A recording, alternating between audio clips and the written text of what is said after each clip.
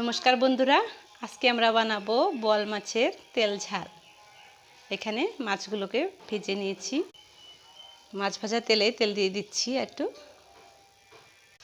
ফোড়নে দিচ্ছি জিরে, গোটা জিরে, তেজপাতা আর এলাচ। কুচানো পেঁয়াজ দিচ্ছি। পেঁয়াজগুলোকে হালকা হালকা করে ভেজে নেব। এবার দিচ্ছি টমেটো, লবণ দিচ্ছি, আরও দিচ্ছি হলুদ। এবার হালকা একটু জল দিয়ে মশলাগুলো কষিয়ে নেব। লঙ্কা বাটা, জিরে গুঁড়ো, ধনের গুঁড়ো। মশলা কষানো হয়ে এসেছে। 1 চামচ কাজু বাটা দিচ্ছি। মশলা কষানো হয়েছে, এবার দিচ্ছি জল। জলটা ফুটে এসেছে, এবার দিয়ে দেব মাছগুলো। গরম মশলা দিয়ে গ্যাসে